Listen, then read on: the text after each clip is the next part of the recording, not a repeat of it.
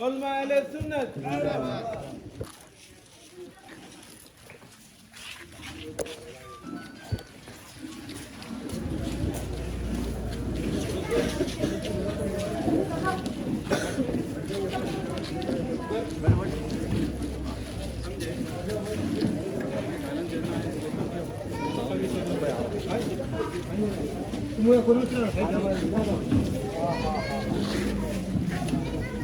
جلدی جلدی اپنی نشستوں پر تشریف فرما ہو جائیں. میں بے حدی ادب و احترام کے ساتھ دعوت خطاب دے رہا ہوں. ترجمان قادریت حضرت علامہ مولانا سید رضوان پاشا قادری لاؤ بادی مدد اللہ نورانی کو آپ کو رضوان پاشا صاحب کا نورانی خطاب سماعت کرنا ہے.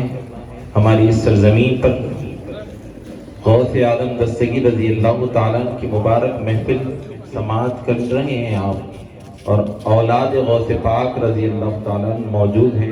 یہ ہماری سعادت مندی ہے. نعروں سے حضرت کا استقبال کیجیے. نعرہ تکبیر، نعرہ رسالت.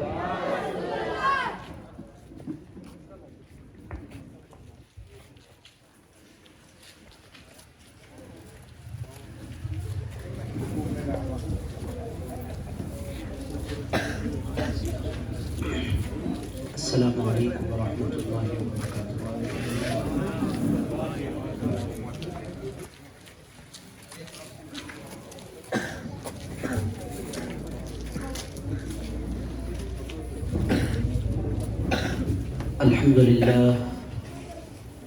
الحمد للہ الذی نزل الفرقان علی عبدہ لیکون للعالمین نذیرا.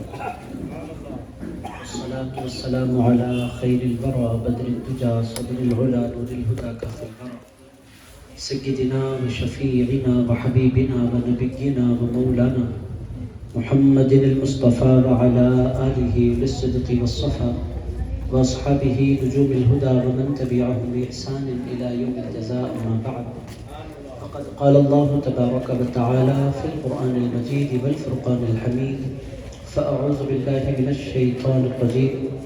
بسم الله الرحمن الرحيم. ومن يبتغ غير الإسلام دينا فلن يقبل منه وهو في الآخرة من الخاسرين. صدق الله العظيم. وقال الله تبارك وتعالى في شان حبيبه ونبيه ورسوله: إن الله وملائكته يصلون على النبي يا أيها الذين آمنوا صلوا عليه وسلموا تسليما.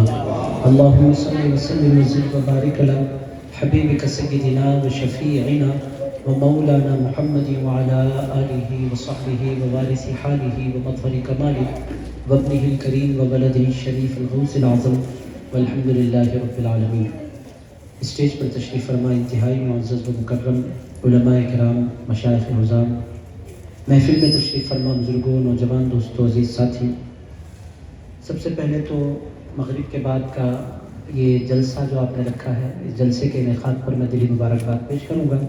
عزیزان گرامی قدر، اہل سنت و جماعت کے جلسوں کا مطلب وہ رات کے 11 بجے، 12 بجے، 1 بجے جلسہ شروع ہوتا ہے اور 2 3 بجے تک جلسے چلتے ہیں. نقصان یہ ہوتا ہے کہ فجر کی نماز خطرے میں پڑ جاتی ہے اور انسان کا دن سونے میں گزر جاتا ہے.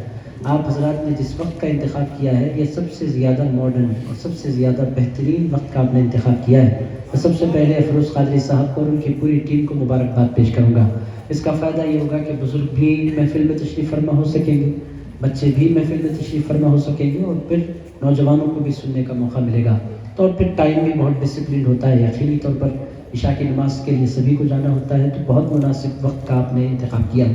عزیزان گرامی قدر، اہل سنت و جماعت میں 3 قسم کے جلسے بڑی کثرت سے ہوتے ہیں. پہلا جلسہ میلاد کا جلسہ، سب سے زیادہ ہونے والا جلسہ یہی ہے سنیوں کے پاس.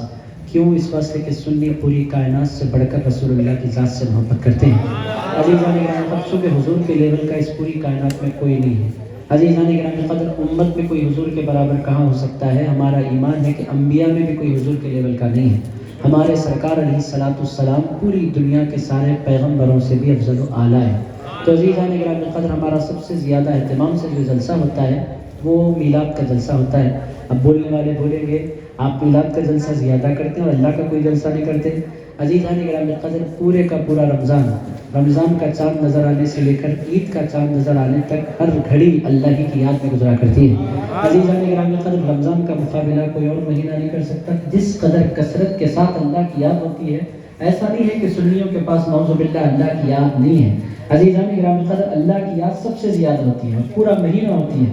اور تراویح کا مقابلہ ایسے 1 کروڑ جلسے مل کر بھی تراویح کی ایک رکعت کا مقابلہ نہیں کر سکتے۔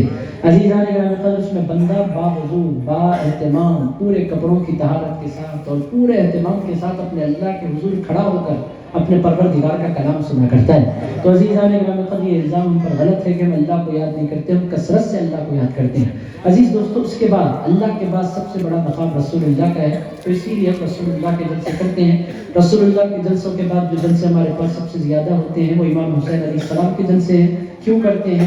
عزیزان گرامی قدر، وہ حضور کے خاندان ہیں، حضور کی آنکھوں کا چین ہے، حضور کے دل کا سرور ہے، حضرت امام حسین، ان کے جلسے ہوتے ہیں۔ اس کے بعد جو جلسے ہماری مجلسوں میں، محفلوں میں ہوتے ہیں وہ سرکار پیران پیر غوث العظم دستگیر کے جلسے ہوتے ہیں۔ عزیزان گرامی قدر، بڑے پیر غوث العظم دستگیر کے ذکر کے لیے میں نے قرآن مجید کی ایک آیت مبارکہ کا انتخاب کیا ہے، اس پر مختصر سی روشنی ڈالتا ہوں، آپ حضرات دل لگا کر سنیں۔ اللہ تعالیٰ ارشاد فرماتا ہے، وَمَن يَبْتَغِ غَيْرَ الْإِسْلَامِ دِينًا، اسلام کو چھوڑ کر جو کوئی بندہ کوئی اور دین چاہے، فَلَن يُقْبَلَ مِنْهُ، اللہ فرماتا ہے ہرگز اس کا دین اللہ کی بارگاہ میں قبول نہیں کیا جائے گا۔ عزیز دوستو، بہت سے لوگ اس زمانے میں یہ کانسیپٹ عام کرنے میں لگے ہوئے ہیں کہ مقصود اللہ ہے اور مقصود لارڈ ہے اور مقصود گاڈ ہے اور مقصود پرماتما ہے۔ اس طرح کے کلمات آج کل لوگ استعمال کرنے لگے ہیں۔ وہ کہتے ہیں پرماتما تک پہنچنا ہے، پرماتما، گاڈ، لارڈ وہ ہماری منزل ہے، اور اس کے پہنچنے کے راستے الگ الگ ہو سکتے ہیں۔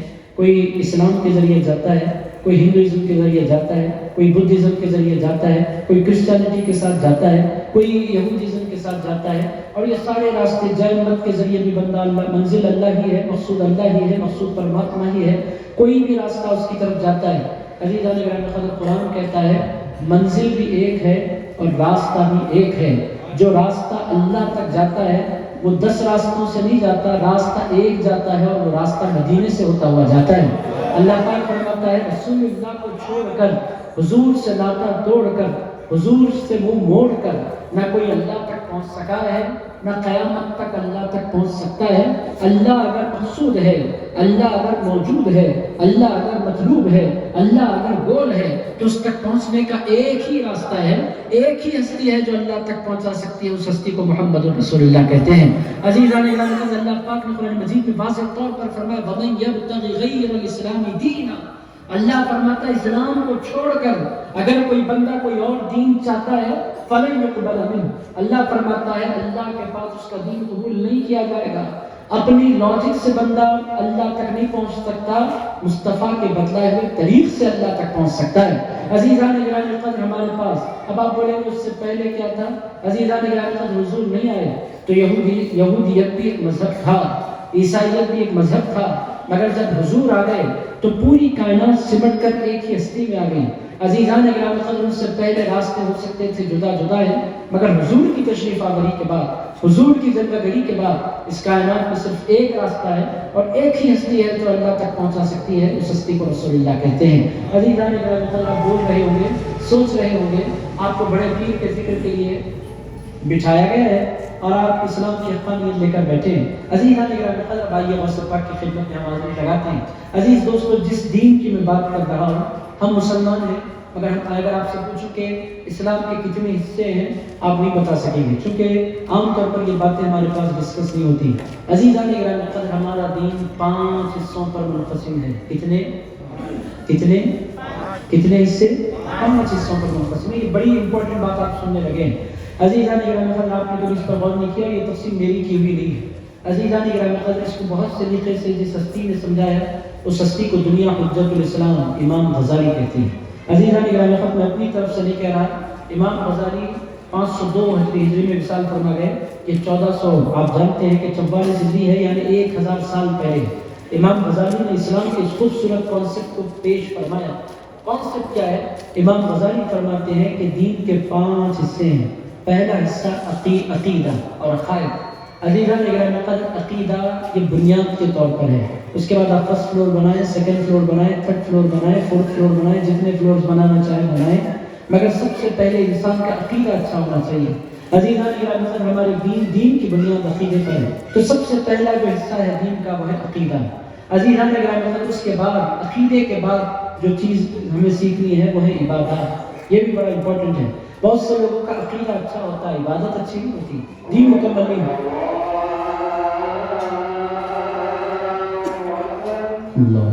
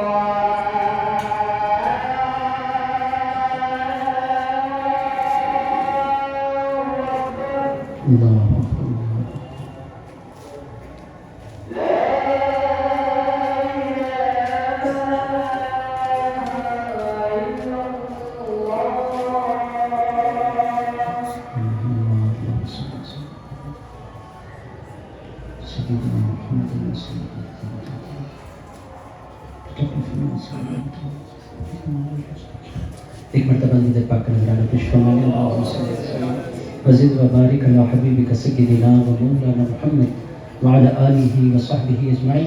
عزیزان گرامی قدر، میں آپ کی خدمت میں عرض کر رہا تھا کہ ہمارا یہ دین ہے، دین اسلام 5 حصوں پر وہ تقسیم ہے. پہلا حصہ عقیدہ اور عقائد. عزیزان گرامی قدر اس کے بعد جو حصہ ہے وہ ہے عبادات کا. آپ کا عقیدہ کتنا ہی اچھا کیوں نہ ہو، اگر عبادت آپ کی زندگی میں نہیں ہے، میری زندگی میں نہیں ہے، تو پھر آپ کا دین بھی مکمل نہیں. عزیز دوستو، یہ دوسرا حصہ عبادات کا ہے. اس کے بعد دین کا تیسرا حصہ ہے وہ ہے معاملات کا.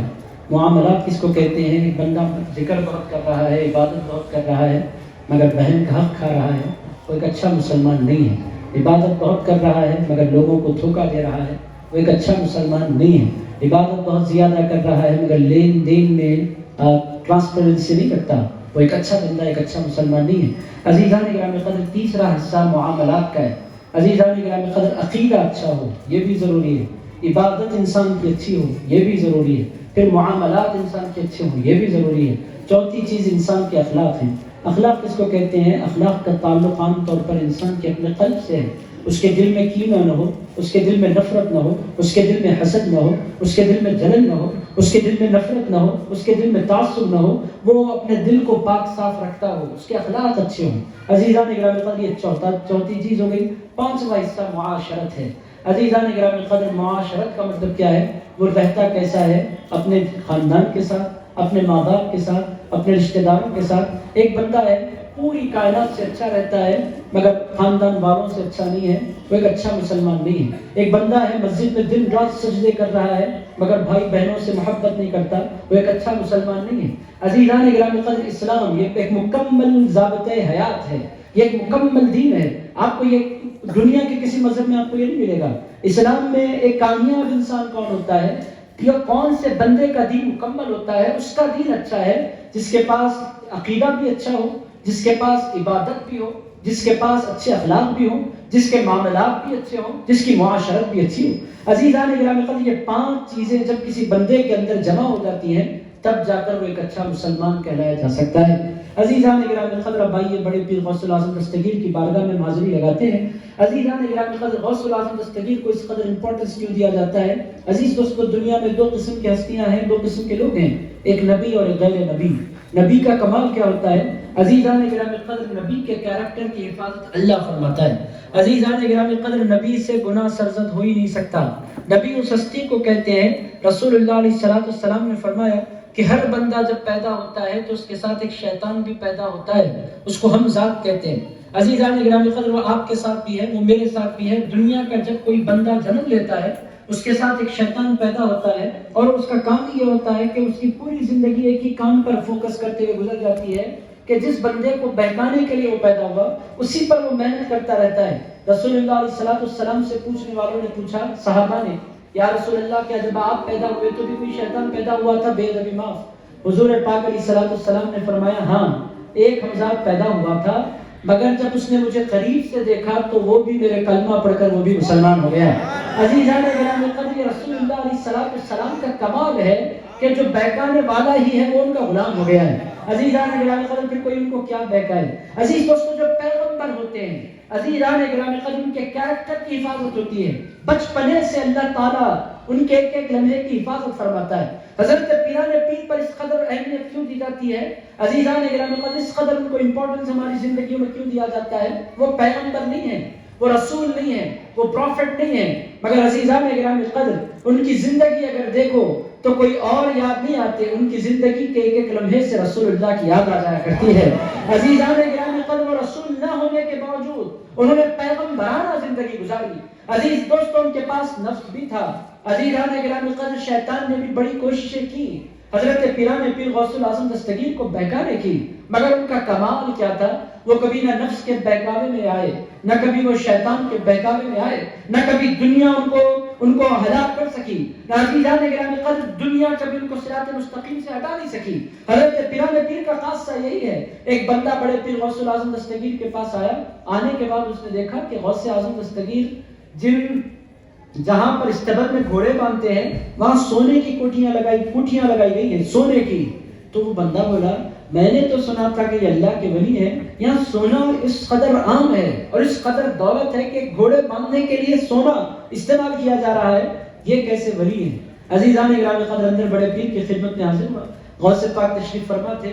غوث اعظم دستگیر نے اس کو دیکھا، فقیر آدمی تھا، غریب آدمی تھا، بڑے پیر کے پاس آیا، ملاقات کی، خیریت دریافت کی۔ غوث اعظم دستگیر نے اپنے مریدوں سے فرمایا، جو کچھ اس کے جیب میں ہے وہ نکال لو۔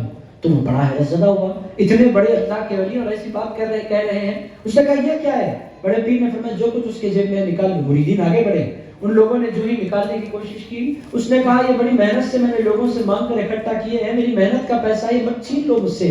حضرت پیران پیر غوث الاعظم دستگیر نے مسکرا کر فرمایا، تیرے پاس دولت بہت تھوڑی ہے مگر تیری دولت تیرے دل میں پائی جاتی ہے، میرے پاس دنیا بہت ہے مگر دنیا میرے دل میں نہیں پائی جاتی، میں دنیا کو ٹھوکروں پر رکھا کرتا ہوں۔ عزیزان گرامی قدر، یہ بیلنسنگ بڑے پیر غوث الاعظم دستگیر کی زندگی میں نظر آتی ہے۔ بڑے پیر غوث الاعظم دستگیر کو کیوں؟ عزیز دوستوں، ان کی ذات سے انسان کو زندگی گزارنے کی بیلنسنگ نصیب ہوتی ہے۔ عزیزان گرامی قدر، غوث الاعظم دستگیر نے دنیا چھوڑنے کی دعوت نہیں دی، بڑے پیر نے دنیا کمائی، دنیا جمع فرمائی، مگر ارشاد فرمایا کہ لوگوں، دنیا یہ پانی کی مانند ہے۔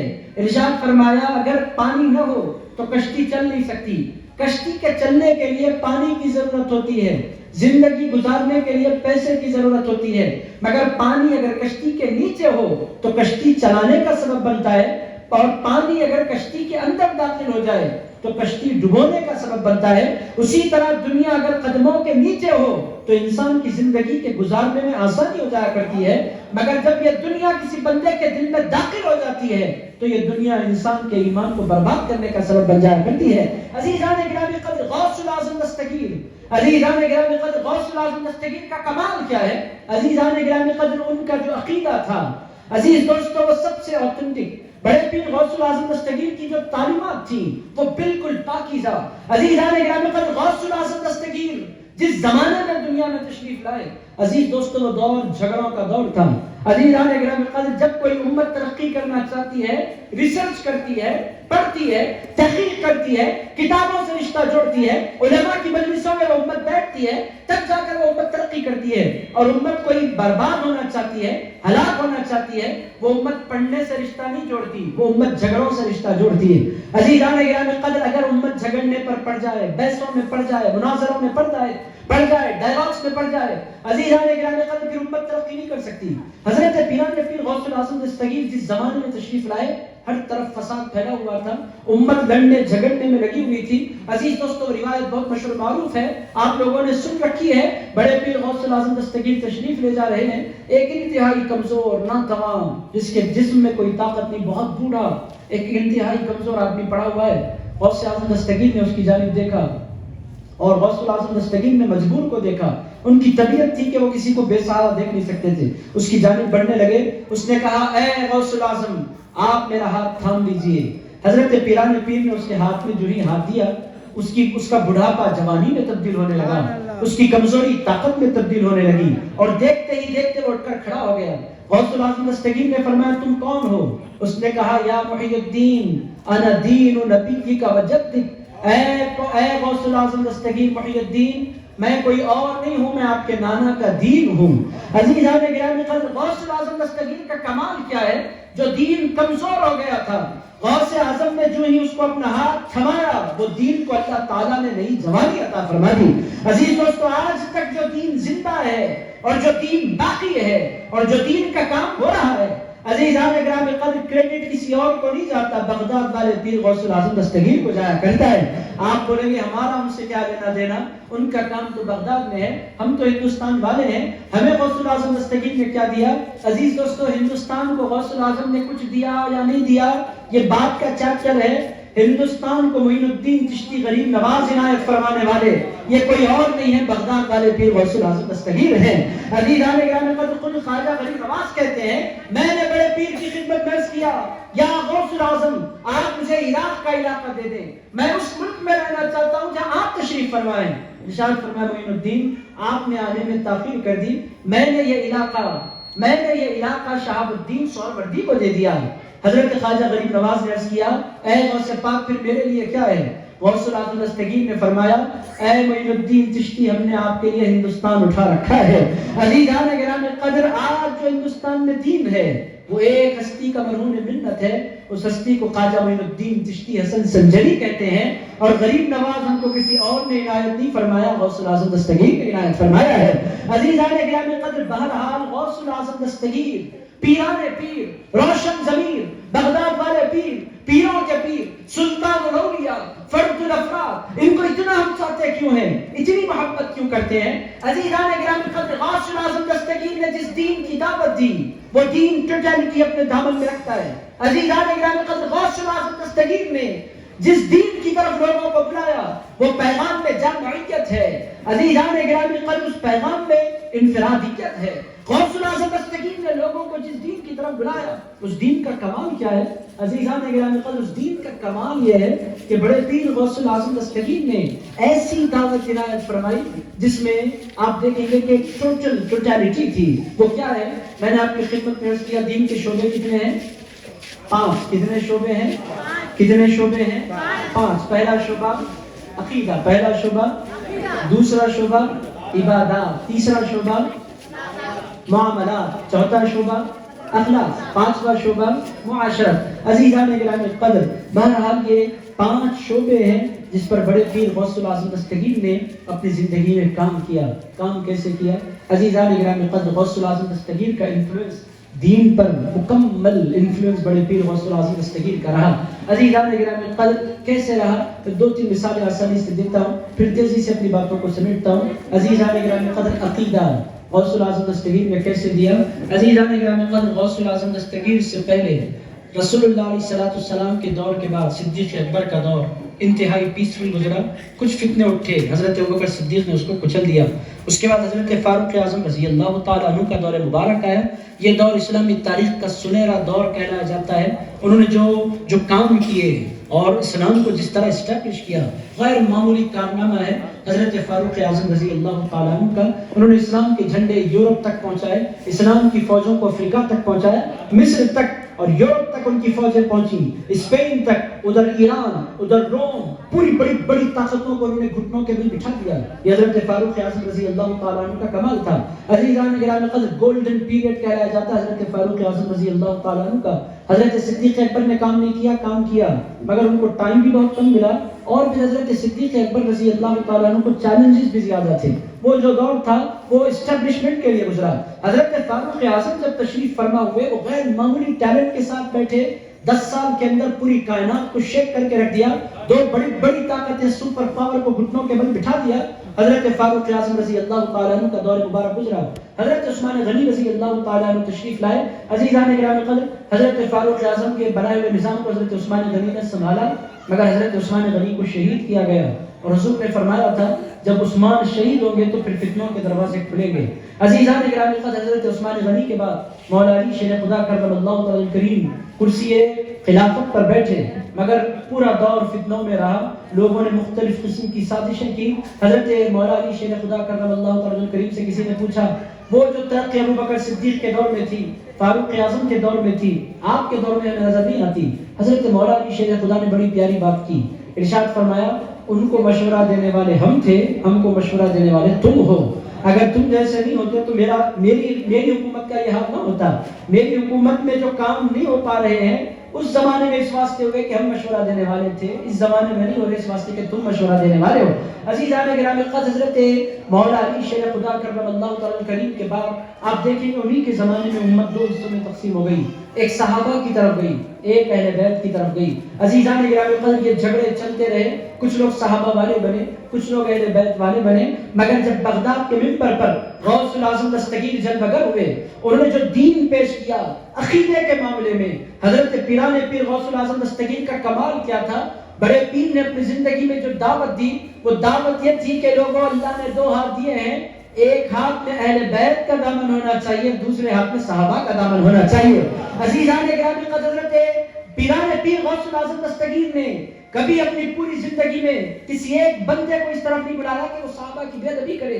ارشاد فرمایا لوگوں محبت کرو خاندان رسول سے بھی، ادب کرو اصحاب رسول کا بھی. عزیزان گرامی قدر یہ دعوت تھی بڑے پیر غوث العظم دستگیر کی، اور پھر اس کا اثر ہوا. غوث العظم دستگیر عقیدے کی بنیاد بن گئے. عزیزان گرامی قدر بڑے پیر پہچان بن گئے. عزیزان گرامی قدر صحابہ کے ماننے والے، عزیز دوستو وہ خارجی بنے، اہل بیت کے ماننے والے وہ رافضی بنے، اور صحابہ اور اہل بیت یعنی غوث پاک کی دعوت کو قبول کرنے والے وہ سنی مسلمان بن گئے. عزیزان گرامی قدر سنی بنایا کس نے؟ یہ غوث العظم دستگیر نے ہے. اسی لیے اگر آپ سے کوئی پوچھے آپ سنی کیوں ہیں، اس کے 1 کروڑ جواب ہو سکتے ہیں، مگر اس کا ایک جواب آپ سنی کیوں ہیں، اس کا ایک جواب آپ دے سکتے ہیں. اس کا جواب یہ ہے میں سنی اس واسطے ہوں کہ میرے پیر غوث العظم دستگیر ہیں. عزیزان گرامی قدر آپ کس مسلک پر ہیں؟ آپ کا میرا جواب ہونا چاہیے میرا مسلک وہ ہے جو مسلک غوث اعظم دستگیر کا ہے. آپ کا عقیدہ کیا ہے؟ میرا عقیدہ وہ ہے جو غوث العظم دستگیر کا ہے. آپ کی پہچان کیا ہے؟ میری پہچان اگر کوئی ہستی ہے تو بغداد والے پیر غوث العظم دستگیر ہیں. اسی لیے سنیوں کے پاس طریقہ کیا ہے؟ گھر پر 100 جھنڈے نہیں لگاتے، گھر پر 1 جھنڈا لگاتے ہیں، اس پر لکھا ہوتا ہے المدد یا غوث اعظم دستگیر. عزیزان گرامی قدر اس کا مطلب کیا ہے؟ باہر سے آنے والوں کو اطلاع دی جاتی ہے، اور یہ پوری دنیا میں کہیں نہیں ملتا، صرف ایک شہر میں ملتا ہے، اس شہر کو حیدرآباد کہتے ہیں. عزیزان گرامی قدر حیدرآباد سے ہٹ کر آپ کو کہیں جھنڈا نہیں ملے گا، جھنڈے ملتے ہیں حیدرآباد میں.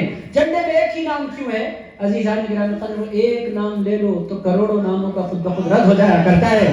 عزیزان گرامی قدر وہ ایک نام گھر پر لکھ کر لگا دو تو ہر قسم کا بندہ بھاگ جاتا ہے. عزیز دوستو ہر کوئی بولتا ہے بھائی جھنڈے والا بیٹھا ہے، نسبت والا بیٹھا ہے، غوث پاک والا بیٹھا ہے. سب کو بہکایا جا سکتا ہے، غوث پاک کے دیوانے کو نہیں بہکایا جا سکتا. عزیزان گرامی قدر اسی لیے پوری دنیا میں آپ دیکھیں حیدرآباد کی اگر آپ مثال لینا چاہیں، عزیزان گرامی قدر آپ تمام کے تمام حضرات مکہ مسجد سے بہت اچھی طرح واقف ہیں. عزیزان گرامی قدر اب یہ رینوویشن کا کام چل رہا تھا، کلر کا وہ فریم نکلا. حیدرآباد میں ہوا کیا؟ ادھر حیدرآباد میں حکومت گری عثمان علی پاشا کی، اور عزیزان گرامی قدر پھر کیا ہوا؟ حکومت جو ہی گری بہت سے لوگوں نے پلان بنایا کہ مکہ مسجد میں انٹری لے لیں اور مکہ مسجد کے منبر پر اپنا کوئی بندہ کھڑا کر دیں. بادشاہ تک یہ بات پہنچی کیسے روکا جائے. عثمان علی پاشا بڑے عقل مند آدمی تھے، انہوں نے کہا کیا کریں؟ کچھ لوگوں نے کہا صدیق اکبر کا نام لکھ کر لگا دیں، انہوں نے کہا صدیق اکبر کا نام لکھ کر لگاؤ اور اہل بیت کا نام لکھ کر نہ لگاؤ تو لوگ خارجی سمجھیں گے. لوگوں نے کہا ایک کام کرتے ہیں اہل بیت کا نام لکھ کر لگا دیتے ہیں اور صدیق اکبر فاروق اعظم عثمان غنی کا نام نہیں لکھتے. انہوں نے فرمایا صرف اہل بیت کا نام لکھ کر لگاؤ لوگ رافضی سمجھیں گے. تو بادشاہ سے لوگوں نے کہا حضرت نہ صدیق اکبر کا نہ فاروق اعظم کا نہ مولا علی کا نہ بی بی فاطمہ کا پھر آخر نام کس کا لکھ کر لگائیں. ادھر پورے نام لکھ دیتے ہیں ادھر پورے نام لکھ دیتے ہیں. بڑی عقل مندی کی بات انہوں نے کی. انہوں نے کہا 100 نام نہیں لکھو ایک نام لکھو غوث الاعظم دستگیر کا. ان کا ایک نام اگر آ جائے پورے نام اس میں آ جاتے ہیں. وہ صدیق اکبر کے بھی ہیں وہ فاروق اعظم کے بھی ہیں وہ عثمان غنی کے بھی ہیں وہ علی کے مرتضیٰ کے بھی ہیں وہ سیدہ فاطمہ الزہرا کے بھی نقط جگر ہیں وہ حسنین کریمین کے بھی وارث ہیں. عزیزان گرامی قدر غوث الاعظم کو چاہا اتنا کیوں جاتا ہے؟ جس کو غوث پاک مل جاتے ہیں اس کو پوری اہل بیت مل جاتے ہیں پورے صحابہ مل جاتے ہیں. عزیزان گرامی قدر جس کو غوث پاک مل گئے اس کو پوری دنیا کے سارے ولی مل گئے. عزیز دوستو جس کو غوث اعظم دستگیر مل گئے پھر وہ دنیا میں کوئی طاقت اس کو صحیح عقیدے سے بہکا نہیں سکتی. صحیح عقیدے پر وہ قائم رہتا ہے جو غوث اعظم دستگیر کا چاہنے والا بن جایا کرتا ہے. عزیزان گرامی قدر اسی لیے اہل سنت و جماعت میں غوث الاعظم دستگیر کو بڑی اہمیت دی جاتی ہے. اور عزیزان گرامی قدر ہے بھی شخصیت ان کی ایسی. عزیز دوستو کوئی بندہ اپنی جماعت کا امیر لے کر آئے گا کوئی بندہ اپنی جماعت کا عالم لے کر آئے گا سنی میدان محشر میں آئے گا تو غوث پاک کی نسبت لے کر آئے گا. عزیزان گرامی قدر آپ سوچیں کون ہے غوث الاعظم دستگیر؟ رسول اللہ کے لال ہیں. تو عزیز دوستو غوث الاعظم دستگیر کا انفلوئنس رہا عقیدے پر اور غوث الاعظم دستگیر سچے عقیدے کی پہچان بن گئے. یا غوث کہنے والا کبھی بدعقیدہ نہیں ہو سکتا. غوث پاک سے چاہنے والا کبھی صحابہ کا گستاخ نہیں ہو سکتا. غوث پاک کا چاہنے والا کبھی اہل بیت سے نفرت کرنے والا نہیں ہو سکتا. عزیزان گرامی قدر غوث الاعظم دستگیر صدیق اکبر فاروق اعظم عثمان غنی کب آپ غوث پاک کو اگر آپ دیکھیں اگر آپ ان کی زندگی پڑھیں غوث پاک کا کوئی خطبہ اس وقت تک مکمل نہیں ہو سکتا تھا جب تک کہ وہ پانچوں خلفاء کا نام نہیں لے لیتے. صدیق اکبر کا نام فاروق اعظم کا نام عثمان غنی کا نام علی کے مرتضیٰ کا نام بی بی فاطمہ کا نام امام حسن کا نام امام حسین کا نام بی بی عائشہ صدیقہ کا نام. عزیزان گرامی قدر غوث الاعظم دستگیر نے عقیدے کو پاک کیا. اسی لیے آپ دیکھیں گے کہ غوث الاعظم دستگیر کو ایک انفرادی مقام دنیا میں دیا جاتا ہے. عزیز دوستو بہرحال پہلا انفلوئنس غوث پاک کا عقیدے پر رہا اسی لیے غوث الاعظم دستگیر عقیدے کی پہچان بنے. مگر عزیزان گرامی قدر بہت سے لوگ اپنے آپ کو خوش عقیدہ کہتے ہیں مسجد نہیں جاتے نماز نہیں جاتے اور دین وہ پیش کرتے ہیں انگوٹھیاں پہن لی بال چھوڑ لیے. عزیزان گرامی قدر یہ بابا وہ بابا. غوث الاعظم دستگیر نے جو دین پیش فرمایا غوث پاک نے فرمایا انسان بابا بننے سے کامیابی حاصل نہیں کرتا سجدہ کرنے سے بڑا آدمی بنا کرتا ہے. عزیزان گرامی قدر غوث الاعظم دستگیر نے عبادت کی طرف لوگوں کو بلایا. غوث پاک کا کمال کیا ہے؟ آج کل جتنے نکلے ہیں وہ دل کی نماز وہ سر کی نماز یہ پیر کی نماز. عزیزان گرامی قدر غوث الاعظم دستگیر نے دنیا کو پیغام دیا کہ بغیر نماز کے کوئی بندہ سچا مسلمان نہیں ہو سکتا. غوث پاک نے عبادتوں کی طرف لوگوں کو بلایا. بڑے پیر نے زندگی پر نمازیں قائم کی. عزیزان گرامی قدر و نماز کتنی پڑھتے تھے؟ عزیز دوستو فجر کی عشاء کے وضو سے فجر کی نماز انہوں نے پڑھی اور دنیا کو پیغام دیا کہ لوگوں بے نمازی ولی نہیں ہوتا ولی تو تہجد گزار ہوا کرتا ہے. اللہ کا ولی باتوں سے نہیں بنتا اچھی اچھی مزیدار لچکدار میٹھی میٹھی باتیں تعلیمات کے نام پر کرنا عام ہے اور یہ کام کوئی بھی کر سکتا ہے. دن میں 5 مرتبہ اللہ کے حضور سر جھکانا یہ ایمان والوں کو نصیب ہوا کرتا ہے. عزیزان گرامی قدر غوث الاعظم دستگیر جو دین لے کر آئے جو پیغام لے کر آئے جو مشن لے کر آئے جو دعوت لے کر آئے آپ دیکھیں گے کہ غوث الاعظم دستگیر نے کیا لاکھوں لوگوں کو اللہ کے در سے جوڑا. غوث الاعظم دستگیر کا کمال کیا ہے؟ جب بھی تقریر کرنے کے لیے غوث پاک بیٹھتے بڑے بڑے گناہگار غوث پاک کا خطاب کرتے تو روتے اور زندگی بھر کے گناہوں سے توبہ کر کے بڑے پیر کی مجلس سے اٹھا کرتے. یعنی غوث پاک کا کمال کیا تھا؟ جو بندے اللہ سے دور ہوتے غوث پاک ان کو پکڑ کر اللہ کی بارگاہ تک پہنچا دیا کرتے. عزیزان گرامی قدر یہ غوث الاعظم دستگیر کا کمال. یہ بات ساری اولیاء اللہ اسی مشن پر چلتے ہیں. ایک مثال میں آپ کی خدمت پیش کرتا ہوں حضرت بایزید بستامی کی مثال تاکہ بات سمجھنے میں آپ کو آسانی ہو. عزیزان گرامی قدر حضرت بایزید بستامی قدس سرہ العزیز کا دور مبارک عزیزان گرامی قدر ہر روز عشاء کے بعد حضرت بایزید بستامی کی مجلس سج تھی. پہلے مراقبہ ہوتا، پھر کچھ نصیحتیں ہوتی. آدھا گھنٹہ پون گھنٹہ حضرت بایزید بستامی کی خدمت میں پورے بستان کے لوگ بیٹھتے، بڑی تعداد میں ان کی خانقاہ میں لوگ حاضری دیتے. حضرت بایزید بستامی نے محسوس کرنا شروع کیا کہ مجلس میں بوڑھے تو آ رہے ہیں، جوان نہیں آ رہے ہیں. جوانوں کے آنے کا ریشو کم ہوتا جا رہا ہے. ایک دن، 2 دن، 4 دن، 5 دن حضرت بایزید بستامی نے محسوس کیا کہ جوانوں کا ریشو کم ہوتا جا رہا ہے. پوچھ لیا آخرکار، نوجوان مجلس میں کم نظر آ رہے ہیں، کہاں جا رہے ہیں؟ تو لوگوں نے ہمت کر کے عرض کیا حضرت ایک انتہائی خوبصورت عورت آئی ہے بستان میں اور نوجوان راتوں میں اس کا ناچ دیکھنے کے لیے جا رہے ہیں. دن بھر کی کمائی لے جاتے ہیں اور اس پر لٹا کر آ جاتے ہیں، تو گھروں کا چلنا بھی ڈیفیکلٹ ہوتا جا رہا ہے اور اس کی وبا میں بہت سے نوجوان گرفتار ہوتے چلے جا رہے ہیں. حضرت بایزید بستامی نے فرمایا اس کا ایڈریس نکالو اور کل لا کر مجھے اس کا ایڈریس دے دو. لوگوں نے ایڈریس نکالا، لا کر حضرت بایزید بستامی کو ایڈریس دے دیا.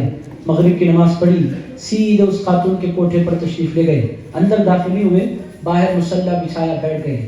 حضرت بایزید بستامی بیٹھے. مغرب کے بعد سے لوگوں کا آنا شروع ہوا. وہ بیچاری اندر سج سور کے تیار ہو کر بیٹھ گئی، اب آئیں گے ہمارے گاہک. اب حضرت بایزید بستامی باہر بیٹھے ہیں. جو نوجوان آتا بایزید بستامی کو بیٹھا ہوا دیکھتا، نظر پڑتے ہی راستہ بدل کر نکل جاتا. ارے ہمارے حضرت بیٹھے، ہم کیسے جائیں؟ عزیزان گرامی قدر نوجوان آتے رہے، دیکھتے رہے، راستے بدلتے رہے. وہ بیچاری اندر بیٹھے بیٹھے تھک گئی. 9 بج گئے، 9:30 ہو گئے، کوئی پتہ نہیں آیا. باہر نکل کر آئی تو دیکھا کہ ایک اللہ کے ولی بیٹھے ہیں، مصلی بچھائے. اس نے کہا حضرت آپ غلط جگہ پر آ گئے، آپ کے آنے کا مقام نہیں ہے. حضرت بایزید بستامی نے فرمایا کہاں جانا ہے میں اچھی طرح جانتا ہوں، میں غلط جگہ پر نہیں آیا، بالکل صحیح جگہ پر آیا. اس نے کہا آپ جیسے نیک بندے میرے دروازے پر اچھے نہیں لگتے. کہنے لگے مجھے یہ نہ سمجھاؤ، اتنا بتلاؤ کہ تم ایک رات میں کما کتنا لیتی ہو، کسی کا حق مارا نہیں کرتے. اس نے کہا اتنے 100 درہم میں کما لیتی ہوں. حضرت بایزید بستامی نے اپنے جیب میں ہاتھ ڈالا، پوری رقم اس کے ہاتھ میں تھما دی اور فرمایا میں تم سے کچھ نہیں کہتا، تمہاری پوری رات کے پیسے میں نے تم کو دے دیے، ایک کام میں تم سے لینا چاہتا ہوں. اور اس نے کہا وہ کیا؟ ارشاد فرمایا گندے بےہودہ لباس بدلو، مسلمانوں والا لباس پہنو جس میں عورت چھپی رہتی ہے، ڈھکی رہتی ہے. ویسا لباس پہن کر آؤ جس لباس کو پہن کر عورت اللہ کی بارگاہ میں کھڑی ہو سکتی ہے. اس نے کہا یہ سب کچھ میں نہیں کرتی. کہنے لگے میں نے تمہیں پیسے دیے رات بھر کے، میں تم سے 5 منٹ مانگ رہا ہوں، اس سے بڑھ کر نہیں. اس نے کہا جب آپ نے پیسے دے دیے تو کام میں کر لیتی ہوں، وضو کر کے آنا. وہ گئی، مسلمان تھی، گناہ گار تھی، پلٹ کر وضو کر کے اسلامی لباس میں وہ حاضر ہو گئی. بایزید بستامی مصلی سے اٹھے، مصلی بچھایا. کہنے لگے میں تم سے پوری رات کے پیسے میں نے تمہیں دیے، ایک مطالبہ کرتا ہوں. اس نے کہا وہ کیا؟ ارشاد فرمایا میرا ایک مطالبہ یہ ہے کہ تم 2 رکعت نماز پڑھ لو. اس نے کہا یہ کہ زبردستی کی نماز ہے. کہنے لگے زبردستی ہی کی صحیح، 2 رکعت کا میں مطالبہ کر رہا ہوں، 2 رکعت پڑھ لو، چلے جاؤ، میں بھی اپنے گھر، تم بھی اپنے کام میں. اس نے کہا انہوں نے اتنے پیسے دیے پڑھ لینے میں کیا حرج ہے. کھڑی ہو گئی، قیام کیا، رکوع کیا، سجدے میں گئی. جو ہی وہ سجدے میں گئی، حضرت بایزید بستامی نے اپنے ہاتھ اٹھائے، اللہ کی بارگاہ میں عرض کیا مولا ایک گناہ گار کو مصلی تک پہنچا دینا میرا کام تھا، اس کے دل کی دنیا کو بدل دینا یہ تیرا کام ہے. میرے مولا میرا کام ختم ہو گیا، اب اس کے آگے میں کچھ نہیں کر سکتا. اے اللہ دلوں کا بدلنے والا تو ہے، دلوں کا پھیرنے والا تو ہے، دلوں کو سچی راہ دکھانے والا تو ہے. مولا میں گناہ گار کو تیرے مصلی تک لا سکتا ہوں، اس کے دل کی دنیا کو بدل نہیں سکتا. مولا تیرے بایزید کے ہاتھ اٹھے ہیں، لاز رکھ لے. عزیزان گرامی قدر بایزید بستامی کے ہاتھ اٹھے ہوئے ہیں. اس نے نماز سے سلام پھیرا، نماز سے، اور جو ہی سلام پھیرا اس کی آنکھوں میں آنسو تھے. حضرت بایزید بستامی کی طرف پلٹی، پلٹ کر کہنے لگی بایزید میں اللہ کو گواہ بنا کر کہتی ہوں کہ میں نے زندگی بھر کے لیے اس پیشے کو چھوڑ دیا ہے. آج کے بعد میں کبھی ناچوں گی نہیں، گاؤں گی نہیں، ناجائز کسی قسم کا کوئی کلیکشن نہیں رکھوں گی. بایزید بستامی نے پوچھا پھر زندگی کیسے گزارو گی؟ ارشاد فرمایا بایزید آپ کو پالنے والا بھی اللہ ہے، مجھے پالنے والا بھی اللہ ہے. وہ اللہ پالنے والا رزاق ہے تو پھر مجھے ڈرنے کی ضرورت کیا ہے؟ عزیزان گرامی قدر اولیاء اللہ کا مشن ہوتا ہے. غوث الاعظم دستگیر کس ہستی کو کہتے ہیں؟ انہوں نے بندوں کو اللہ سے قریب کیا، ان کی پوری زندگی اسی مشن کے تحت گزری کہ بندگان خدا کو اللہ سے جوڑے. عزیزان گرامی قدر غوث الاعظم دستگیر کی دعاؤں میں کیا ہوتا تھا؟ اے اللہ تیرے بندوں کو معاف فرما، اے اللہ جو دوریاں بن گئی ہیں ان کو مٹا دے. عزیز دوستو یہ ہیں غوث الاعظم دستگیر. اتنا پیار بڑے دل سے کیوں کیا جاتا ہے؟ عزیز دوستو غوث پاک نے عقیدے کو درستگی عطا فرمائی. عزیزان گرامی قدر عقیدہ پر اٹھنے والے جتنے حملے تھے غوث اعظم دستگیر تنہا ان سارے حملوں کے لیے شیلڈ بن گئے. عزیزان گرامی قدر غوث الاعظم دستگیر نے عقیدے کی حفاظت فرمائی. پھر غوث الاعظم دستگیر نے عبادت کے حوالے سے لوگوں کو جو دین دیا. عزیزان گرامی قدر، غوث الاعظم دستگیر نے لوگوں کو سمجھایا کہ لوگوں بڑی بڑی باتوں سے دین نہیں ہوتا، دین تو عبادت سے ہوا کرتا ہے. اللہ سے جو دور بندہ ہے وہ کبھی انسان کو اللہ کے قریب نہیں کر سکتا. اگر کسی کے ہاتھ میں بیعت کے لیے ہاتھ دینا چاہتے ہو، پہلے یہ دیکھو کہ اللہ سے وہ کتنا پیار کرتا ہے. اگر کوئی اللہ سے پیار نہیں کرتا وہ سب کچھ ہو سکتا ہے، سچا پیر نہیں ہو سکتا. پیری کی بنیاد اللہ کی محبت، اللہ کی معرفت، یہ غوث الاعظم دستگیر کا پیغام تھا. تو عزیزان گرامی قدر، غوث الاعظم دستگیر نے عقیدے پر اپنا انفلوئنس چھوڑا. غوث الاعظم دستگیر نے، میں نے آپ کی خدمت میں عرض کیا، غوث الاعظم دستگیر نے عبادات پر اپنا انفلوئنس چھوڑا. عزیز دوستو، ایک مثال دیتا ہوں معاملات کی، پھر میں اپنی باتوں کو سمیٹتا ہوں. جی تو نہیں چاہ رہا باتیں ختم کروں، مگر عزیزان گرامی قدر چہل پہل بتا رہی ہے کہ ہم لوگوں کو کھانا کھانا ہے. عزیزان گرامی قدر میں تیزی سے باتوں کو سمیٹتا ہوں. عزیز دوستو، بڑے پیر غوث الاعظم دستگیر نے معاملات پر بھی اپنا انفلوئنس چھوڑا. بہت مشہور و معروف روایت ہے، آپ تمام حضرات نے سن رکھی ہے، بہت مشہور بہت معروف. عزیزان گرامی قدر، غوث الاعظم دستگیر حج کے ارادے سے بغداد سے نکلے حج کو جانے کے لیے. عزیزان گرامی قدر، غوث الاعظم دستگیر جب چل پڑے تو بہت سے لوگ آئے اور ایک مقام پر غوث پاک نے رات میں قیام کا ارادہ فرمایا. تھکے ہوئے ہیں، ارادہ فرمایا کہ ایک مقام پر قیام فرمائے.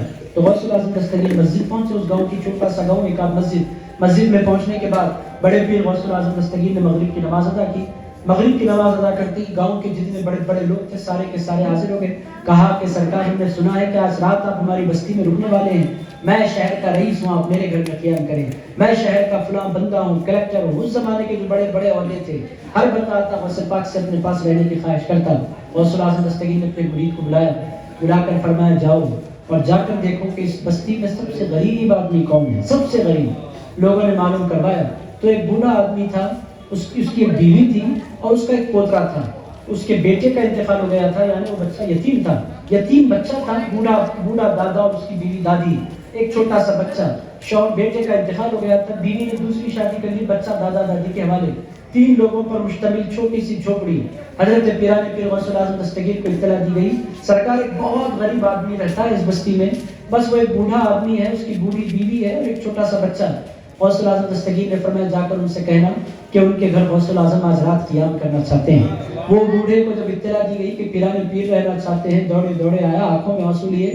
آپ ولیوں کے سردار، کہاں میں گناہگار، مگر آپ نے قیام کے لیے میرے چھوٹے سے گھر کا انتخاب فرمایا. میری چھوٹی جھوپڑی، میری تو قسمت جاگ گئی، آپ میرے گھر تشریف لے آئے. عزیزان گرامی قدر، آپ سوچیں گے آرام کہاں کریں گے غوث الاعظم دستگیر کوٹری میں. عزیزان گرامی قدر، بڑے پیر آرام کب کرتے تھے؟ وہ تو رات بھر قیام کرتے تھے. اللہ کی بارگاہ ان کو مصلی کی ضرورت تھی اور مصلی کہیں بھی بچھایا جا سکتا ہے. بڑے پیر غوث الاعظم دستگیر قدس سرہ العزیز نے مصلی بچھایا، رات گزاری، فجر کی نماز کے لیے تشریف لے گئے، پلٹ کر آئے، اشراق تک مصلی پر بیٹھے رہے. مصلی پر اشراق ادا کرنے کے بعد غوث پاک پلٹے تو ایک بہت بڑا ہجوم باہر کھڑا تھا ملاقات کے لیے. غوث پاک جو ہی پلٹ کر بیٹھے، یک کے بعد دیگر لوگ آتے رہے، ملاقات کرتے رہے. یہ سلسلہ 4-5 گھنٹے چلا اور جو آتا اپنی حیثیت کے مطابق کوئی نہ کوئی نذرانہ لے کر ضرور آتا. اللہ کے ولی ہیں، قبول کر لیں ہمارا تحفہ تو پھر ہم پر فضل ہو جائے گا. اس نیت کے ساتھ جو آیا، کسی نے سونا لایا، کسی نے چاندی لائی، کسی نے پیسے لائے، کوئی درہم لے کر آیا، کوئی دینار لے کر آیا. عزیزان گرامی قدر، کوئی کپڑے لے کر آیا، کوئی میوے لے کر آیا. پورا دن دوپہر تک مسلسل تحفے تحائف آتے رہے. غوث الاعظم دستگیر نے ظہر کی نماز ادا کرنے کا ارادہ فرمایا اور ظہر کے لیے جب اٹھے تو بہت سامان پھیلا ہوا تھا، سونا، چاندی، ہیرے، جواہرات، درہم، دینار اور کپڑے اور بہت کچھ. بڑے پیر غوث الاعظم دستگیر نے اس بوڑھے کو بلا کر ارشاد فرمایا میں مسجد میں جا کر ظہر ادا کرنے والا ہوں اور وہیں سے میں چلا جاؤں گا سفر حج پر. تو اس نے کہا سرکار آپ جا رہے ہیں تو یہ سب کچھ مال بھی تو ہے. غوث پاک نے فرمایا آج صبح سے لے کر دوپہر تک جتنا مال آیا ہے وہ سب کچھ میں نے بطور تحفہ تمہیں پیش کر دیا ہے. عزیزان گرامی قدر، اس بوڑھے نے کہا غوث پاک آپ کچھ نہیں لیں گے. کہنے لگے میں کچھ دینا نہیں چاہتا، بس تم دعائیں دے دو. عزیزان گرامی قدر، غوث پاک جانے لگے. اس بستی کے لوگ کہتے ہیں غوث پاک کے قیام سے پہلے وہ گھر سب سے زیادہ غریب گھر تھا، غوث پاک کے قیام کے بعد وہ گھر سب سے زیادہ امیر ترین گھر بن گیا تھا. عزیزان گرامی قدر، معاملات غوث پاک کے کیسے تھے؟ وہ لوٹنے کے لیے نہیں آئے تھے، وہ بانٹنے کے لیے آئے تھے. عزیزان گرامی قدر، جو سچا پیر ہوتا ہے پیران پیر کے نقش قدم پر ہوتا ہے. پیر مانگنے والا نہیں ہوتا، پیر تو عطا کرنے والا ہوا کرتا ہے. عزیزان گرامی قدر، غوث پاک کا کمال کیا گیا ہے، ان کے معاملات بھی بہت درست ہیں۔ عزیز دوستو، اخلاق غوث پاک کے کیسے ہیں؟ میں بس باتیں سمیٹ رہا ہوں اپنی۔ عزیزان گرامی قدر، اخلاق کیسے ہیں؟ عزیز دوستو، غوث اعظم دستگیر نے اپنی پوری زندگی میں کبھی کسی بادشاہ کی ملاقات نہیں کی۔ عزیزان گرامی قدر، کبھی وہ کسی بادشاہ کے در پر نہیں گئے، اور غوث پاک فرمایا کرتے تھے لوگوں مالداروں سے جب ملو تو پھر ان کے ساتھ پورے اخلاق کے ساتھ اور معیار کے ساتھ ملو، اور غریبوں کے ساتھ ملو تو پھر عاجزی کے ساتھ ملو۔ ارشاد فرمایا کرتے تھے کہ عہدے داروں کو، پیسے والوں کو اور لیڈروں کے سامنے جھک جانا، اس کو اخلاق نہیں کہتے۔ غریبوں، مفلسوں، محتاجوں اور ضرورت مندوں کے ساتھ محبت سے، اخلاق سے پیش آنا، اس کو اسلام کہتے ہیں۔ غوث پاک نے اپنی پوری زندگی میں کبھی کسی امیر کے لیے قیام نہیں فرمایا، ہمیشہ امیر کو حق دیتے تو بیٹھ کر اور غریب کو حق دیتے تو بڑی محبت کے ساتھ۔ عزیزان گرامی قدر، غوث الاعظم دستگیر نے اپنے اخلاق کا ایسا مظاہرہ فرمایا۔ عزیز دوستو، اخلاق کے اعلیٰ درجے پر غوث الاعظم دستگیر فائز۔ عزیزان گرامی قدر، پھر غوث اعظم دستگیر آخری بات معاشرت ان کی کیسی تھی؟ عزیزان گرامی قدر، اللہ نے 4 بیویاں عنایت فرمائی، اور غوث پاک کو 40 سے زیادہ اللہ تعالیٰ نے بچے عنایت فرمائے، اور غوث اعظم دستگیر نے اپنی ساری اولادوں کے ساتھ محبت کا سلوک کیا۔ عزیزان گرامی قدر، غوث الاعظم دستگیر سے کبھی کسی بیوی کو کسی قسم کی کوئی شکایت نہیں تھی، جبکہ وہ رات بھر قیام کرتے تھے، دن بھر لوگوں کی خدمت کرتے تھے، مگر انہوں نے ذہن ایسا بنایا تھا اور حسن معاشرت اور ان کا انداز ایسا تھا اپنی بیوی بچوں کے ساتھ کہ پورے بیوی بچے گروی تھا۔ عزیزان گرامی قدر، پورا خاندان غوث پاک سے محبت کیا کرتا تھا۔ عزیز دوستو، یہ 5 چیزیں جب آپ اپنی زندگی میں پیدا کریں گے تو آپ کی ہماری زندگی لاجواب زندگی بنے گی۔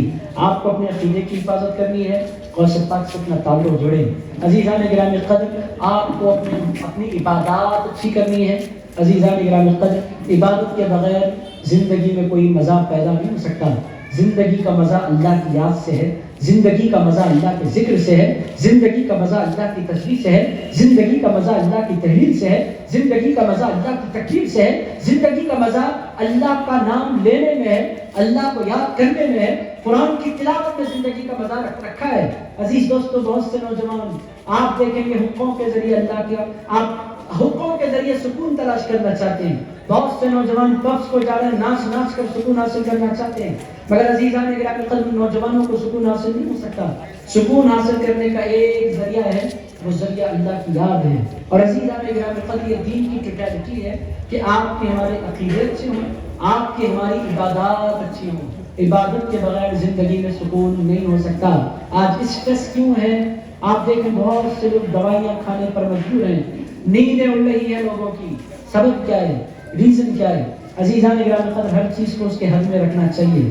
فون کا استعمال ہمارے پاس بڑا تو اتنا بڑا کہ وہ درد سر بن کر رہ گیا ہے۔ عزیزان گرامی قدر، جس چیز کو جب استعمال کرنا ہے۔ عزیز دوستو، آج ہم فیس بک یوز کرتے ہیں، انسٹاگرام یوز کرتے ہیں، واٹس ایپ یوز کرتے ہیں۔ فیس بک بنانے والا خود کہتا ہے میں کبھی اپنے بچوں کو فیس بک یوز کرنے نہیں دیتا۔ کیوں؟ اس سے انسان کے پڑھنے کی تخلیقی صلاحیت انسان کی ختم ہو جاتی ہے۔ میں ایران گیا، ادھر ادھر کی بات میں نہیں کہتا۔ عزیزان گرامی قدر، ایران مسلم ملکوں میں ایک ترقی یافتہ ملک کہلایا جاتا ہے۔ آپ کو میں بتلاؤں، میں ایران گیا، فیس بک پر میں اپڈیٹ دینا چاہتا ہوں، فیس بک کھل ہی نہیں رہا۔ عزیزان گرامی قدر، میری سمجھ میں نہیں آیا فیس بک کام کیوں نہیں کر رہا۔ بعد میں نے پوچھا کہ فیس بک کام کیوں نہیں کر رہا، تو لوگوں نے بتایا یہاں فیس بک پر لوگوں نے پابندی لگا رکھی ہے۔ کیوں پابندی لگا رکھی ہے؟ ان لوگوں نے کہا جب بندہ سوشل میڈیا پر زیادہ انوالو ہو جاتا ہے تو پھر وہ پڑھنے کے لائق نہیں رہتا۔ عزیزان گرامی قدر، ہم نے ہر چیز کو اپنے سر پر سوار کر لیا ہے۔ نقصان کیا ہے؟ ہم عبادت سے دور ہیں۔ غوث پاک کی مجلس میں آپ بیٹھے ہیں۔ عزیز دوستو، جو وقت عقیدے کو دینا ہے دیجیے، جو وقت عبادت کو دینا ہے دیجیے، جو وقت معاملات کو دینا ہے دیجیے، جو وقت اخلاق کا ہے اخلاق کا ہے، جو وقت بیوی بچوں کا ہے بیوی بچوں کا ہے۔ آپ ماں باپ کا حق مار کر اگر فون کو وقت دیں گے، بدلے میں اللہ سکون نہیں دے گا، آپ کی زندگی کی راحت کو چھین لے گا۔ عزیزان گرامی قدر، یہ انسان کے اندر بیلنسنگ اگر پیدا ہونے لگ جائے تو میرے دوستوں پھر غوث پاک کا یہ جلسہ کامیاب ہو گیا۔ بیلنسنگ اپنی زندگی میں پیدا کرنے کی کوشش کریں۔ بوڑھے ماں باپ بیٹھے ہیں، آپ کا انتظار کر رہے ہیں اور آپ فون لے کر بیٹھے ہیں، بات تک کرنا نہیں چاہتے، آپ چیٹ کر رہے ہیں امریکہ کے دوست سے، کینیڈا کے فرینڈ سے۔ عزیزان گرامی قدر، یہ بد اخلاقی ہے جس کا مظاہرہ ہم کر رہے ہیں۔ بوڑھا باپ انتظار کر رہا ہے، آپ دوستوں سے باتیں کر رہے ہیں۔ عزیزان گرامی قدر، ان باتوں کو ہمیں سمجھنے کی ضرورت ہے۔ عقل مند لوگوں کا طریقہ کیا ہے؟ وہ سونے سے تقریباً آدھا گھنٹہ پہلے اپنا فون بند کر دیتے ہیں۔ آپ فون بند کریں گے، کیا ہو جائے گا؟ زلزلہ، کچھ بھی نہیں ہوگا عزیزان، سکون کی نیند ملے گی، یہی ہوگا، کچھ بھی نہیں ہوگا۔ آپ کا فون بند ہو جانے سے ہم سمجھتے ہیں کہ کائنات رک جائے گی اگر میرا فون تھم جائے، کچھ بھی نہیں ہوتا۔ میں خود کر کے دیکھ رہا ہوں، جب بھی فون بند کرتا ہوں، فون آن ہوتا ہے تو 1 گھنٹہ میں نہیں پڑھ سکتا، فون بند کر دو تو 2 گھنٹے پڑھ لو آپ، کوئی ڈسٹربنس نہیں۔ فون اگر آن ہوگا، میری شادی ہے، وہاں جنازہ ہے، ان کے پاس جانا ہے، عزیزان گرامی بن دعوت کے فون آتے رہتے ہیں۔ جب بند کرتے ہیں کوئی بھی کام کنسنٹریشن سے کر سکتے ہیں۔ میں آپ کی خدمت میں جو بات کر رہا ہوں، غوث پاک کی مجلس میں بیٹھ کر یہ پیغام دے کر اٹھنے کی مجلس ہے۔ غوث پاک کی مجلس صرف اس واسطے نہیں ہوتی کہ ہم نعرے لگائیں اور غائب ہو جائیں۔ غوث پاک کی مجلس اس واسطے ہوتی ہے کہ ہم ان کی زندگی سے میسیج لیں، ہم ان کی زندگی سے پیغام لیں، ہم ان کی زندگی سے لرن کریں۔ غوث پاک نے جو وقت اللہ کا تھا، اللہ کو دیا، جو وقت ماں باپ کا تھا، ماں باپ کو دیا، جو وقت مریدوں کا تھا، مریدوں کو دیا، جو وقت فالوورز کا تھا، فالوورز کو دیا، جو وقت عبادت کا تھا، عبادت کو دیا، جو وقت تلاوت کا تھا، وہ تلاوت کو دیا۔ تب جا کر غوث الاعظم دستگیر نے اپنی زندگی میں وہ بڑی کامیابیاں حاصل کی۔ آج ہمارا حال کیا ہے؟ سوئے تک فون، نیند میں سے اٹھ کر پہلے لوگ تسبیح تلاش کرتے تھے، ہم فون تلاش کرتے ہیں، اور پہلے انٹرنیٹ کھول کے واٹس ایپ چیک کر لیتے ہیں آج ہوا کیا ہے۔ عزیزان گرامی قدر، کائنات نہیں تھمتی۔ بہت سے لوگوں کا یہ گمان ہوتا ہے کہ یہ پوری دنیا میری وجہ سے چل رہی ہے۔ عزیز دوستو، جب بندہ مرتا ہے تو اسے اندازہ ہوتا ہے میں تھا تو بھی کچھ بھی نہیں تھا، میں گیا بھی تو کچھ بھی نہیں ہو رہا۔ یہ دنیا پہلے سے قائم ہے، آگے بھی قائم رہے گی۔ یہ خواہ کہ کچھ گمانی ہوتی ہے ہماری کہ میں ہوں تو ہے۔ عزیزان گرامی قدر، کچھ بھی نہیں۔ عقل مندوں کا طریقہ کیا؟ سونے سے آدھا گھنٹہ پہلے فون بند کر دیتے ہیں، اٹھتے ہی فون کی طرف نہیں جاتے، اٹھتے ہی عبادت کی طرف جاتے ہیں، سکون سے نماز ادا کرتے ہیں، قرآن کی تلاوت کرتے ہیں، درود پڑھتے ہیں، اشراق پڑھتے ہیں، واک کرتے ہیں، اس کے بعد فون آن کرتے ہیں، تب جا کر ان کو پھر سکون سے دن گزارنے کا موقع ملتا ہے۔ بہرحال عزیزان گرامی قدر، غوث الاعظم دستگیر اپنے اندر بڑا کمال رکھتی ہیں اور بڑی لاجواب شخصیت ہے۔ عزیز دوستو، ہم نے ان کو صرف کراماتی شخصیت بنا کر رکھا ہے۔ کرامتیں غوث پاک نے ضرور دکھلائی، مگر کرامت غوث پاک کے لیے کوئی اعزاز نہیں تھا۔ عزیزان گرامی قدر، کرامت غوث پاک کے لیے کوئی آنر نہیں تھا، کرامت غوث پاک کے لیے کوئی عزت نہیں تھی۔ عزیزان گرامی قدر، کرامت تو غوث پاک کے نام لیوا غلام بھی دکھا دیا کرتے ہیں۔ عزیزان گرامی قدر، غوث پاک کرامت دکھانے کے لیے نہیں آئے تھے، دین کو زندہ کرنے کے لیے آئے تھے۔ اس میسیج کو ہمیں سمجھنے کی ضرورت ہے اور دین کے ان سارے شعبوں پر ہمیں توجہ دینے کی ضرورت ہے۔ گڑبڑ عبادت میں تو بھی کروا دیتا ہے شیطان، یا تو اخلاق میں تو کروا دیتا ہے۔ اخلاق اچھے ہو تو معاملے میں گڑبڑ ہو جاتی ہے، معاملات اچھے ہو تو معاشرت اچھی نہیں ہوتی۔ ان 5 شعبوں پر آپ غور کریں، اور میرے دوستو یہ سارے کام جب کرنے کا آپ ارادہ کریں گے، خود بخود آپ کو محسوس ہوگا 24 گھنٹے کم ہیں، کچھ اور گھنٹے مجھے چاہیے تھے۔ عزیزان گرامی قدر، ہمارے بچے حقے لگا کر پوری رات گزار کیوں رہے ہیں؟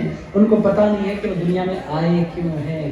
عزیزان گرامی قدر، عقل مند بنیے، غوث پاک کی جلسے کا یہی پیغام ہے۔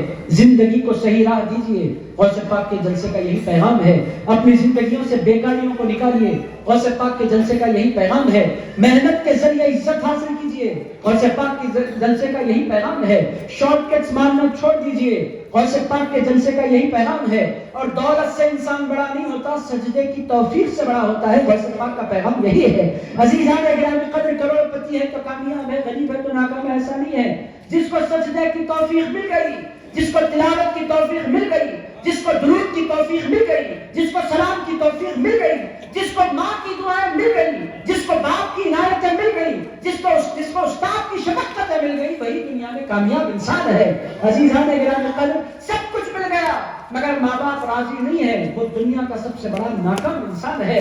1000 کروڑ کا وہ مالک ہے، مگر اس کو دن میں 5 مرتبہ نماز کی توفیق نہیں مل رہی ہے، اس سے بڑا فقیر کوئی اس کائنات میں نہیں ہے۔ عزیزان گرامی قدر، انسان بنتا ہے عبادت سے، اخلاق سے، معاملات سے، معاشرت سے۔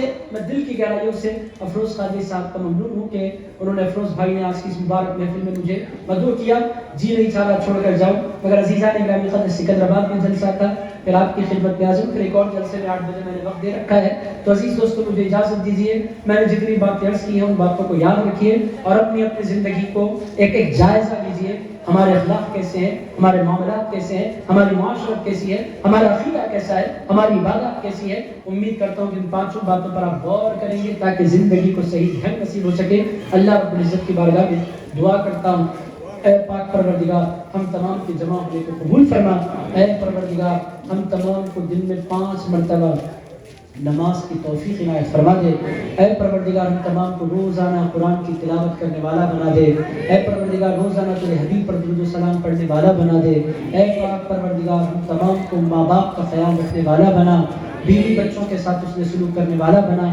اے پروردگار ہم تمام کو لوگوں کو دھوکہ دینے سے بچا. اے پروردگار ہم تمام کو محنت کرنے والا بنا. اے اللہ ہماری زندگی کو ڈسپلن عطا فرما.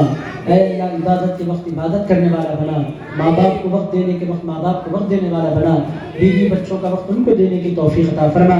اے اللہ دوستوں کو ان کا حق دینے والا بنا. اے پروردگار امت مسلمہ کے نوجوانوں کو بیکاری سے بچا، لہو لعب سے بچا، حقے کی محفلوں سے بچا، چبوتروں پر بیٹھنے سے بچا. اے اللہ ہمارے بچوں کو مسجد آنے جانے کی توفیق عطا فرما دے. اے اللہ کہنے سننے میں کوئی خطا ہو گئی تو اپنے فضل سے معاف فرما دے. صلی اللہ تعالی علی خیر خلقہ سیدنا محمد و آلہ و صحبہ اجمعین والحمد للہ رب العالمین.